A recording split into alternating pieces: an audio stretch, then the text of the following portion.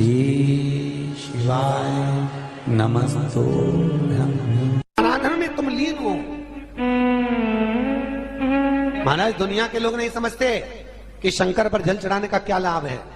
शिव महापुराण कहती है, अगर एक दिन शिव महापुराण की कथा कहती है सोमवार के दिन भगवान शंकर को अगर जल चढ़ाया जाता है तो घर में तेज लक्ष्मी प्राप्त होती है। क्या मिलती है? तेज लक्ष्मी। कर बैठी थी, उनके नेत्र से अश्रु गिरा, उससे बेलपत्र उत्पन्न हुआ। काय का वृक्ष उत्पन्न हुआ? बेलपत्र। पूरी दुनिया में केवल एक बेलपत्र का वृक्ष कैसा होता है जिस वृक्ष के नीचे माता लक्ष्मी शाम के समय पर बुआरी लगाने के लिए जाती है, झाड़ू लगाने के लिए। बेलपत्री के पेड़ पर बेलपत्र का वृक्ष, जिसके यहाँ लक्ष्मी नहीं दिखती हो, पैसा घर में नहीं आता हो, बहुत चिंता लगी रहती हो, लक्ष्मी से जुड़ी हुई, व्यापार से जुड़ी हुई, पैसा आ ही नहीं लिया, बहुत मेहनत कर रहे हो। सोमवार की सोमवार 5 सोमवार बेलपत्री के पेड़ के नीचे एक घी का दिया लगाना चालू कर दीजिए। शाम के समय थोड़ी सी मिट्टी बेलपत्री के पेड़ के नीचे की उठा कर लिया, घर के अंदर लाकर इतनी सी मिट्टी लाकर पटक दीजिए। 5 सोमवार करके देखो, छठे सोमवार पे करने की जरूरत नहीं पड़ेगी, व्यापार अपने आप बढ़ना चालू हो जाएगा। लक्ष्मी शाम के समय पर प्रतिदिन बेलपत्र के पेड़ के नीचे बुआरी लगाना। शंकर भगवान की प्रियता बेलपत्र। पहले भी कथा में कहा, फिर कहते हैं, जिस व्यक्ति के जीवन में धन, संपदा, वैभव, सत्ता, लक्ष्मी की थोड़ी भी कमी दिखती हो, उसको बेलपत्री के वृक्ष का पूजन चालू कर देना चाहिए। जाओ सोमवार के दिन बेलपत्र वृक्ष के नीचे जल चढ़ाकर, जल का सिंचन कर कर, उसी बेलपत्र के नीचे शाम के समय पर संध्या काल में, प्रदोष काल में भगवान देवाधिदेव महादेव गौरी शंकर का स्मरण करो। बेलपत्र की जड़ की ओर, बेलपत्र की तना की ओर, बेलपत्र के वृक्ष की ओर तुम्हारा मुख हो। कोई आसन नहीं, कोई आसन नहीं, केवल बेलपत्र के वृक्ष की ओर तुम्हारा मुख हो।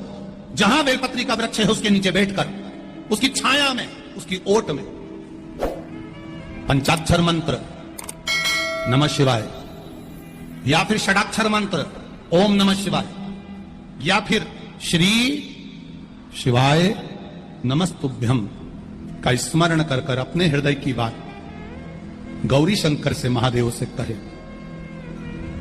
शिव महापुराण की कथा कहती है, 7 दिनों में एक दिन सोमवार का ऐसा होता है जिस दिन 33 कोटि देवी देवता बेलपत्री के वृक्ष के नीचे बैठकर भगवान शंकर और पार्वती का स्मरण करते हैं और शिव पार्वती उनकी झोलियां खुशियों से भरते हैं। देवता भी जिनका भजन कर रहे हैं वो बेलपत्री के वृक्ष के नीचे। लक्ष्मी, मां लक्ष्मी भी बेलपत्र के वृक्ष के नीचे निरंतर विराजमान होती है।